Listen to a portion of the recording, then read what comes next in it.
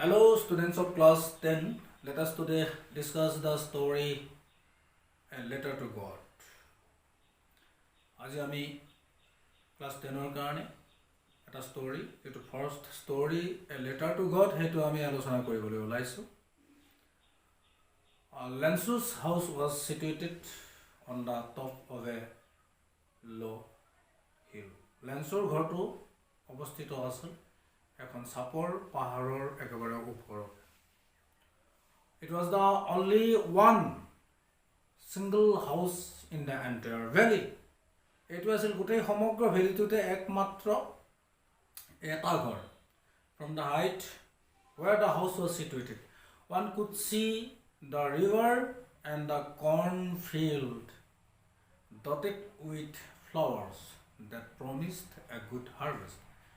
এই ঘৰখন অৱস্থিত থকা এই উচ্চতাৰ পৰা এজন ব্যক্তিয়ে তললৈ চালে নদীখন দেখা পাইছিল আৰু ফুলেৰে ভৰ্তি হৈ থকা পকা মাকৈৰ খেতিপথাৰখন দেখা পাইছিল, যিখন খেতিপথাৰে এটা ভাল মাকৈৰ ফচলৰ প্ৰতিশ্ৰুতি দিছিল। The only thing the earth needed was a downpour or at least a shower. পৃথিৱীখনে সেই সময়ত বিচৰা একমাত্ৰ বস্তুটো আছিল এজাক ডাঙৰ বৰষুণ বা এজাক সৰু বৰষুণ। Lenso was doing nothing during that morning, but he was looking at the northeast sky for some clouds that would bring him rain. লেন্সো সেইদিনা ৰাতিপুৱা একো কৰা নাছিল, মাত্ৰ উত্তৰ পূবৰ আকাশলৈ চাই আছিল যাতে সি কিছুমান মেঘ দেখা পাব পাৰে নেকি, কাৰণ তাৰ খেতিপথাৰত বৰষুণৰ প্ৰয়োজন হৈছিল। He knew his cornfield very well and also knew that his cornfield needed a downpour or at least a shower. আৰু তেওঁ জানিছিল যে তেওঁৰ মাকৈৰ খেতিপথাৰখনে অতি কম প্ৰথমতে এজাক ডাঙৰ বৰষুণ বিচাৰিছিল আৰু অতি কম এজাক সৰু বৰষুণ বিচাৰিছিল। The elder boys were working in the field and the younger boys were playing nearby the hut when their mother was cooking the meal, the supper. তেওঁলোকৰ ডাঙৰ ল'ৰাকেইটাই পথাৰত কাম কৰি আছিল আৰু সৰু ল'ৰাকেইটাই ঘৰৰ কাষত খেলি আছিল, যিটো সময়ত মাকে ডিনাৰ বনাই আছিল। Lenso told his wife that they were going to get some water really. লেন্সই তেওঁৰ ৱাইফক কৈছিল যে সিহঁতে সোনকালেই সঁচাকৈয়ে কিছুমান পানী বৰষুণৰ পানী পাবলৈ ওলাইছে। His wife told him that they would get some rainwater if the God had the will. আৰু তেওঁৰ ৱাইফে লেন্সক কৈছিল যে সিহঁতে বৰষুণৰ পানী পাব যদিহে ভগৱানৰ সদিচ্ছা থাকে। আৰু ল'ৰাকেইটাই মাকে আহাৰ খাবলৈ খাদ্য খাবলৈ নমতালৈকে তাত খেলি আছে। It was during the meal that, as Lenso had predicted, big drops of rain began to fall. আৰু আহাৰ খাই থকাৰ সময়তে এইটো ঘটিছিল যে ডাঙৰ ডাঙৰ বৰষুণৰ টোপালবিলাক লেন্সই ভৱিষ্যতবাণী কৰাৰ দৰে তললৈ পৰিব ধৰিছিল। Lenso went out for no other reason than feeling the pleasure of the raindrops on his body. লেন্সই বাহিৰলৈ ওলাই গৈছিল আন কোনো কাৰণত নহয়, এটা কাৰণতে গৈছিল যে বৰষুণৰ টোপালবিলাক নিজৰ দেহত উপভোগ কৰাৰ বা অনুভৱ কৰাৰ আনন্দ লাভ কৰিবলৈ গৈছিল। When he returned, he told that they were not raindrops falling from the sky, but they were new coins. সেইবোৰ আকাশৰ পৰা সৰি পৰা বৰষুণৰ টোপাল নাছিল, কিন্তু সেইবিলাক আছিল কিছুমান নতুন মুদ্ৰা। The big drops were 10 cent pieces and the small drops were 5 cent pieces. ডাঙৰ ডাঙৰ টোপালবিলাক আছিল 10 চেণ্টৰ মুদ্ৰা আৰু সৰু সৰু টোপালবিলাক আছিল 5 চেণ্টৰ মুদ্ৰা। এনেকৈয়ে বৰষুণ দি থাকোঁতে তেওঁৰ যি মাকৈ পথাৰখন বৰষুণে ঢাকি ধৰিছিল আৰু তেওঁ মাকৈ পথাৰখনক বৰষুণে ঢাকি ধৰা মাকৈ পথাৰখনক এক বৰষুণৰ চাদৰেৰে আবৃত কৰি ৰখা ঢাকি ৰখা খেতিপথাৰ হিচাপে তুলনা কৰিছিল। While it was raining, he considered or he regarded his cornfield as being covered with a curtain of rain. But suddenly, when it was raining, a strong wind began to blow, and along with it, large hailstones began to fall.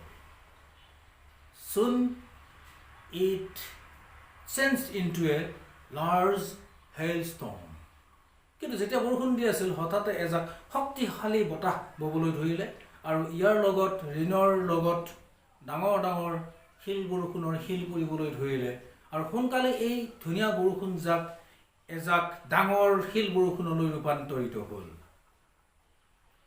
It was raining on the house. The hailstorm was raining on the house, in the garden, in the hillside, on the cornfield, and on the entire valley.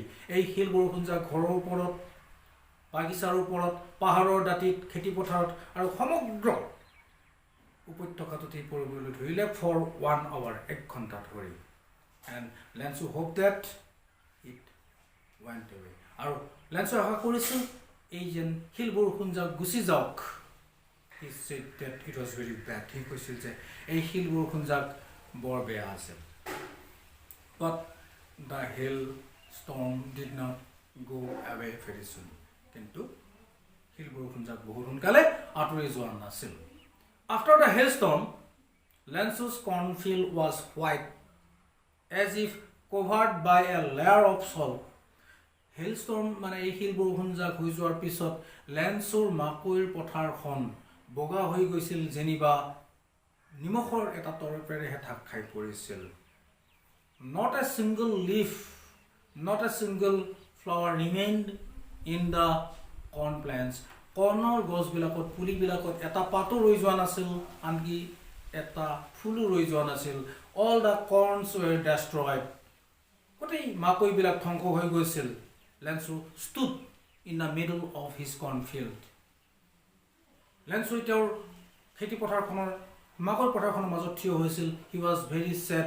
তেওঁৰ বহুত দুখিত হৈ পৰিছিল. His soul was filled up with sorrow. তেওঁৰ আত্মাটো দুখেৰে পৰিপূৰ্ণ হৈ পৰিছিল. He was very much troubled. তেওঁ বৰ মনত কষ্ট পাইছিল. And he told that, আৰু তেওঁ কৈছিল যে even a plague of locust would have left more than the hailstorm. আনকি এজাক ফৰিঙৰ জাকেও এই হেইলষ্টৰ্ম জাকে যিখিনি কৰি থৈ গ'ল তাতকৈ অকণমান ফৰিঙৰ জাকেও অকণমান বেছি এৰি থৈ গ'লহেঁতেন. আৰু তেওঁ পুতেকহঁতক কৈছিল যে এই শিল বৰষুণ জাকে একোৱেই নেৰিলে, সকলো গৈ শেষ কৰি থৈ গ'ল. সিহঁতৰ বছৰটোৰ পৰিশ্ৰম একো নোহোৱা কৰি থৈ গ'ল, এটাও কণ এৰি থৈ নগ'ল. সিহঁতৰ নেক্সট ইয়াৰটোত খাবলৈ একো নাথাকিব, সিহঁতে ভোকত থাকিব, সিহঁতক সহায় কৰিবলৈ আৰু কোনো নাই. গোটেই ৰাতিটো লেন্সুই এটা কথাকে ভাবি থাকিল, ভগৱানৰ পৰা পোৱা সহায়ৰ কথা. লেন্সক সৰুকালতে শিকোৱা হৈছিল যে ভগৱানে সকলোবিলাক দেখা পায়, আনকি মানুহৰ চেতনাৰ অন্তৰালত কি লুকাই থাকে তাকো দেখা পায়. For the whole night, Lansu did not think anything except one hope, help from God. আৰু তেওঁ নিজৰ পৰিয়ালটো সান্তনা দিছিল যে কোনেও ভোকত নমৰে, কিবা নহয় কিবা কৰি খাব পাৰিব. আৰু so for the whole night he was only thinking of the one single hope, help from God. পিছদিনা ৰাতিপুৱা চানডে আছিলে, চানডে ৰাতিপুৱাই লেন্সুই গডলৈ এখন চিঠি লিখিলে. In his first letter to God, Lansu wrote that if God did not help him, he and his family would remain hungry. He needed 100 pesos from God to sow his cornfield again and to live on till the next crop came. তেওঁ প্ৰথম চিঠিখনত গডলৈ লিখিছিল যে যদি ভগৱানে তেওঁক সহায় নকৰে, তেওঁৰ পৰিয়ালটো তেওঁ ভোকত মৰি যাব তেওঁ ভগৱানক 100 pesos 100 pesos বিচাৰি চিঠি লিখিছিল আৰু কৈছিল যে নতুনকৈ তেওঁৰ শস্য পথাৰখন আকৌ শস্য হিচিবলৈ আৰু ফসলবিলাক ঘৰলৈ নহালৈকে খাই জীয়াই থাকিবলৈ তেওঁক 100 pesosৰ প্ৰয়োজন হৈছিল কাৰণ হেলষ্টৰ্মে শিল বৰষুণ জাকে তেওঁৰ মাকৈ পথাৰখন ধ্বংস কৰি থৈ গৈছিল ইয়াৰ আগতে অকমান কথা আছিল যে though Lanzo was an ox of a man he could read and write যদিও লেন্সো এজন কঠোৰ পৰিশ্ৰমী খেতিয়ক আছিল তথাপি তেওঁ কিন্তু লিখিব পাৰিছিল সেইকাৰণে চিঠিখন লিখিছিল আৰু সেই চিঠিখন তেওঁ চহৰলৈ লৈ গৈছিল চহৰত পোষ্ট অফিচত তেওঁ মেইল বক্সত টিকেট লগাই সেইখন মেইল কৰিছিল ডাকত দিছিল চিঠিখন যেতিয়া পোষ্ট অফিচৰ পোষ্টমেনজনে আনি তেওঁ চিঠিখন দেখি তেওঁ একদম ডাঙৰকৈ হাঁহি পেলালে কাৰণ চিঠিখনৰ ওপৰত লিখা আছিল টু গড তেওঁৰ জীৱনত কৰ্ম জীৱনত কোনো দিনেই এনেকৈ টু গড মানে ভগৱানৰ লিখা চিঠি পোৱা নাছিল আৰু হাঁহি হাঁহি তেওঁ চিঠিখন পোষ্টমাষ্টাৰক দিছিল পোষ্টমাষ্টাৰজনেও চিঠিখন দেখি প্ৰথমতে পোষ্টমাষ্টাৰজনৰ ব্যক্তিত্বৰ কথা কৈছে তেওঁ এজন শকত আৰু এমিয়েবল মানুহ আছিল the postmaster was a fat amiable man পোষ্টমাষ্টাৰজন আছিল এজন শকত আৰু এমিয়েবল মানে ফ্ৰেণ্ডলি বা বন্ধুত্বপৰায়ণ মানুহ আৰু তেওঁ চিঠিখন চাই একদম মানে ডাঙৰকৈ হাঁহিবলৈ ধৰিলে কিন্তু লগে লগে তেওঁ চিৰিয়াছ হৈ পৰিল instantly or immediately he became serious and he wished he had the faith of the writer আৰু সেই চিঠি লিখকজনৰ ভগৱানৰ প্ৰতি যিটো বিশ্বাস আছিল তেওঁ নিজৰে সেই বিশ্বাস থকাটো বিচাৰিছিল তেওঁ চিঠিখন টেবুলত থৈ টুকুৰিয়াই ভাবিছিল that he must reply the letter যে তেওঁ সেই চিঠিখনৰ উত্তৰ দিবই লাগিব but when he opened the envelope and read the letter he found that the writer of the letter wanted 100 pesos so he realized that only pen and paper ink and paper would not do to reply the letter je pen aru kagoj hole chithi uttor dibo noibo taka lagibo but he stuck on his decision of replying the letter in order not to break Lanzo's or the writer's faith in God কিন্তু তেওঁ সেই উত্তৰ দিয়াৰ সিদ্ধান্তটো লাগি থাকিল কাৰণ তেওঁ লেন্সৰ বা সেই ৰাইটাৰজনৰ ভগৱানৰ ওপৰত থকা বিশ্বাসটো ভংগ নকৰিবৰ কাৰণে he asked his employees for money he donated a part of his salary he also made some of his friends to contribute some money as an act of charity in this way he collected 70 pesos তেওঁ কৰ্মচাৰীসকলক অকমান দান বৰঙণি দিবলৈ ক'লে নিজেও দৰমহাৰ এটা অংশ দিলে আৰু তেওঁৰ কিছুমান বন্ধুক এটা সাহায্যমূলক কামৰ কাৰণে কিছু টকা দিবলৈ ক'লে এইদৰে তেওঁ 70 pesos যোগাৰ কৰিলে he put the money into an envelope addressed to Lanzo he also put a letter into it with only one single word as signature God তেওঁ এই টকাখিনি লেন্সো বুলি লিখা এটা এনভেলপৰ ভিতৰত ভৰালে 70 pesos খিনি ইয়াৰ লগতে এখন চিঠিও ভৰালে সেই চিঠিখনত তেওঁ এটাই শব্দ লিখিলে সিগনেচাৰ হিচাপে এটো হৈছে গড তাৰ পিছত তেওঁ এই চিঠিখন তেওঁৰ পোষ্টমেনজনক দিলে পোষ্টমেনজনক ক'লে যে লেন্সক দিব লাগে the next Sunday Lanzo again went to the post office for the reply to his letter and the postman handed him the letter while the postmaster was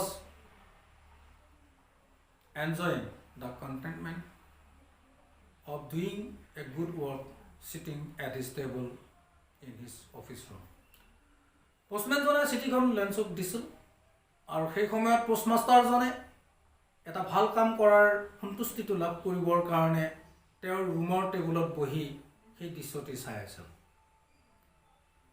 After opening the letter, Lanzo found that there was only 70 pesos. There were only 70 pesos. He thought that God could not deny him the money. Nor God could make a mistake. He thought that the post office employees had taken away the rest 30 pesos. Lansoi jeta dekhile je 70 pesos ase 100 pesos nai. Teo bhabile je bhagobane to teo ketiao 100 pesosor holoni 70 pesos ni die ba bhagobane to phone koribo nore hisabot. Teo bhabile je nischoy post office or employees bilake kormosari bilake 30 pesos sur korile. Ei karone teo post office employees bilakor proti khongal hoi poril. Teo punor এই post অফিচৰ কাউণ্টাৰলৈ গ'ল, কাগজ ল'লে, চিয়াহী ল'লে, PAN ল'লে আৰু public টেবুলখনৰ ওপৰত তেওঁ আকৌ এখন চিঠি লিখিলে। চিঠি লিখোঁতে তেওঁৰ চকুৱে মুখে সেই অসন্তুষ্টিৰ ভাৱটো, খঙৰ ভাৱটো, বিৰক্তিৰ ভাৱটো প্ৰকাশ পাইছিল, যিটো ভাৱত তেওঁ চিঠিখন লিখিছে। তাৰপিছত তেওঁ চিঠিখন এটা এনভেলপত ভৰালে আৰু কাউণ্টাৰৰ পৰা এটা টিকেট আনি যিবাৰে চেলেকি সেইটো এটা হাতৰ মুঠিৰে বুকুৱাই সেইটো লগালে আৰু মেইল বক্সত চিঠিখন পোষ্ট কৰিলে। চিঠিখন মেইল বক্সত পৰাৰ লগে লগে আৰু তেওঁ গুচি যোৱাৰ লগে লগে পোষ্টমাষ্টাৰজন আকৌ এই মেইল বক্সৰ ওচৰলৈ গ'ল, মেইল বক্সটো খুলিলে, চিঠিখন উলিয়াই পঢ়িলে। চিঠিখনত লিখা আছিল যে ভগৱান আপুনি মোক যি পইচা 100 পেsos দিছিল তাৰে মাত্ৰ 70 পেসোহে মোৰ হাতত পৰিল। আপুনি যিমান পাৰি সিমান সোনকালে 30 পেসোখিনি আকৌ পঠিয়াই দিয়ক, কাৰণ মোক অতি প্ৰয়োজন টকাখিনি। কিন্তু এইবাৰ আপুনি টকাখিনি মেইল যোগে নিদিব, কাৰণ এই পোষ্ট অফিচৰ কৰ্মচাৰীবিলাক এডভান্স অফ এডল চোৰৰ দল। When the postmaster read the letter, he found that Lanso wrote that of the 100 pesos which he asked God for, only 70 pesos reached him. He requested God to send him again the rest 30 pesos, but this time he requested God not to send the money by post because he thought that the post office employees were a bunch of crooks. এইখিনিতে এই ষ্টৰিটো শেষ হৈছে। ইয়াৰ next ভিডিঅ'ত এই ষ্টৰিটোৰ question আনচাৰবিলাক দিয়া হ'ব, textual questions and extra questions. So' please keep ৱাচিং my videos, please subscribe my channel, watch my channel and share my channel. Thank you. Next ভিডিঅ'ত লগ পাম। এ লেটাৰ টু গডৰ কুৱেশ্যন আনচাৰবিলাক